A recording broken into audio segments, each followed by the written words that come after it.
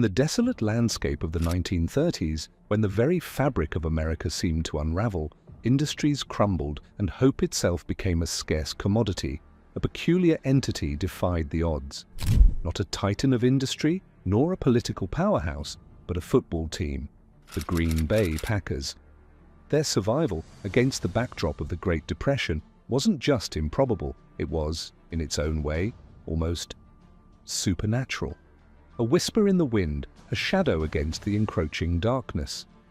In the summer of 1919, in a small industrial city still recovering from the echoes of a world war, a young shipping clerk named Curly Lambeau harbored a vision. A vision so audacious, so seemingly frivolous in a world of toil and struggle, that it bordered on madness. He wanted to start a football team. And from the unlikeliest of patrons, his employer, the Indian Packing Company, he secured the meager sum of $500.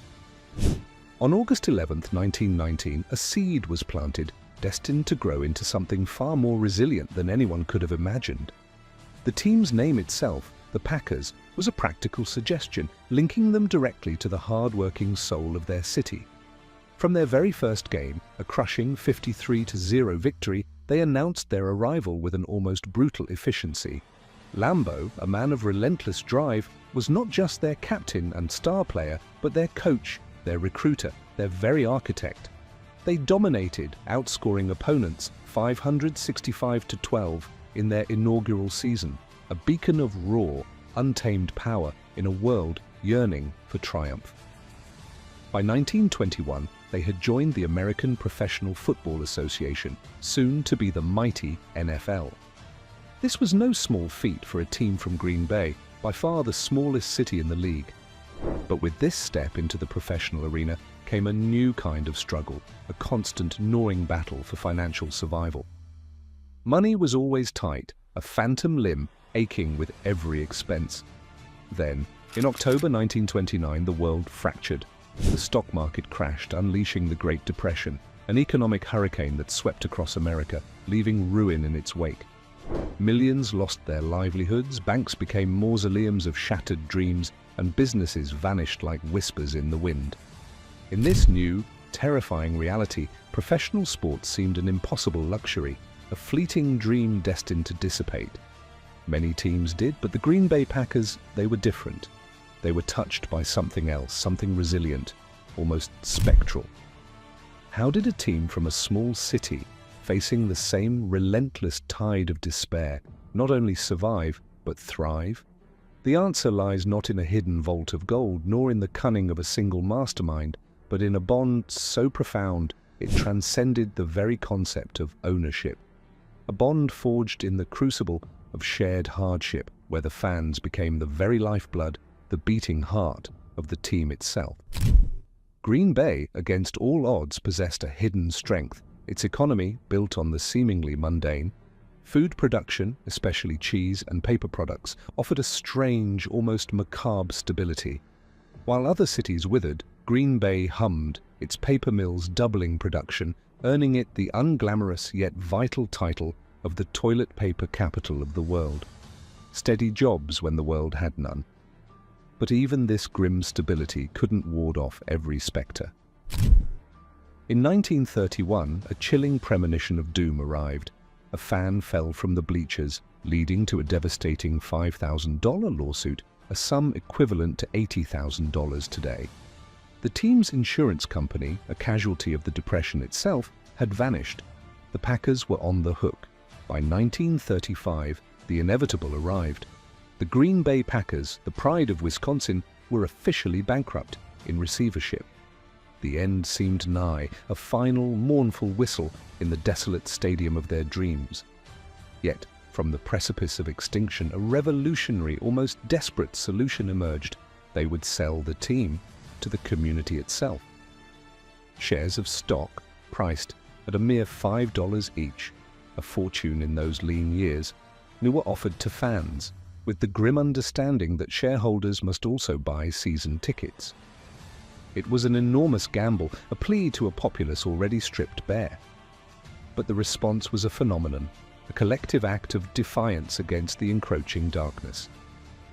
Over 1,200 people, ordinary men and women, reached into their meager pockets buying shares, spreading the financial burden, and solidifying an emotional investment across thousands of families. This wasn't about profit, it was about preservation. It was about refusing to let their ghost die. This unprecedented structure, preventing any single entity from controlling the team, meant the Packers would forever belong to Green Bay.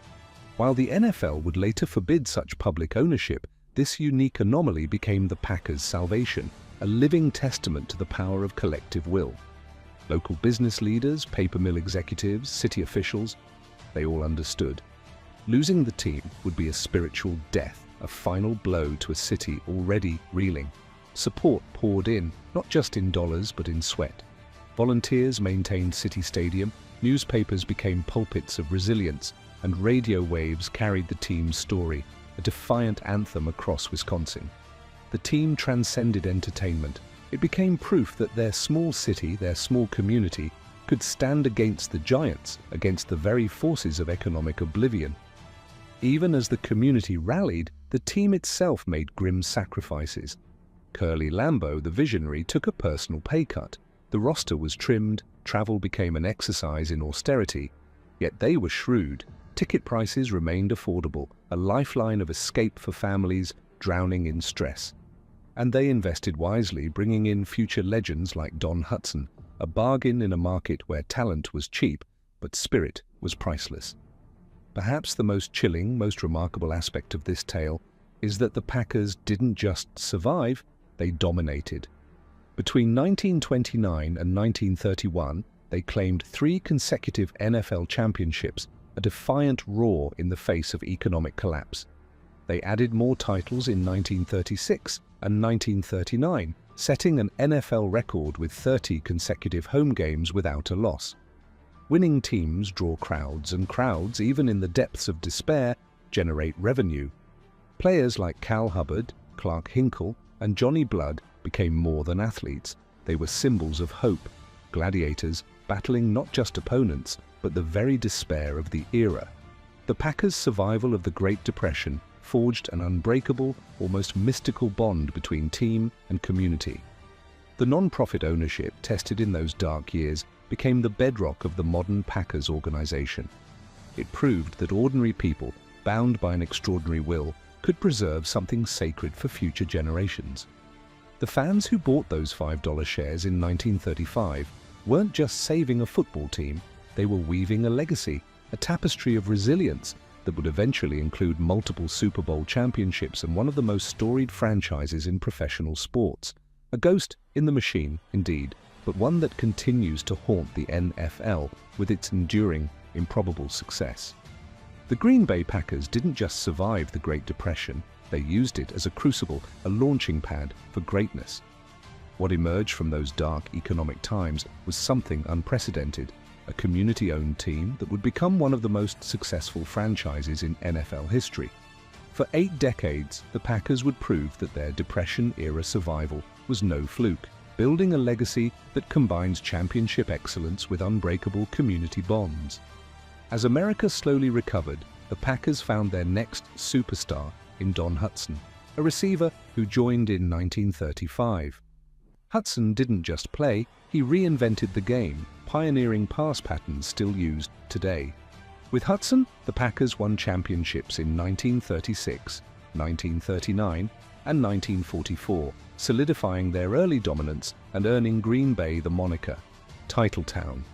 But even legends fade. After Curly Lambeau's departure in 1949, the team struggled, searching for answers, the glory days seeming like distant, ghostly memories. Then, in 1959, a tough, demanding coach from New York arrived, Vince Lombardi. He didn't just transform the Packers, he transformed professional football itself. His philosophy was stark. Winning isn't everything, it's the only thing. Under his iron will, the Packers became an unstoppable force, claiming 5 NFL championships in 7 years, including the first 2 Super Bowls ever played. The frozen field of Green Bay became the frozen tundra, a place where opposing teams came to have their championship dreams shattered. Lombardi forged a culture of excellence, a standard that echoes through the league to this very day. When Lombardi departed, a void was left. The 1970s and 80s were a long, arduous search for that championship magic.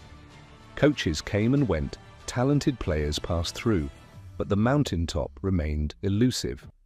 This period tested the very soul of Packers fans. But here, the community ownership proved its spectral strength.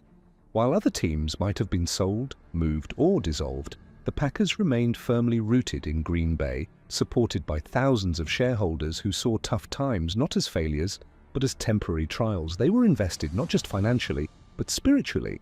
The return to greatness began in the 1990s with smart leadership and the arrival of two electrifying quarterbacks, Brett Favre, the gunslinger, and later Aaron Rodgers, the maestro. Super Bowl victories in 1996 and 2010 proved that the Packers' success wasn't dependent on any single player or coach. It was woven into the very fabric of the organization, a culture of winning born from the ashes of the Depression. Lambeau Field, once a humble stadium, is now a pilgrimage site, a testament to enduring loyalty.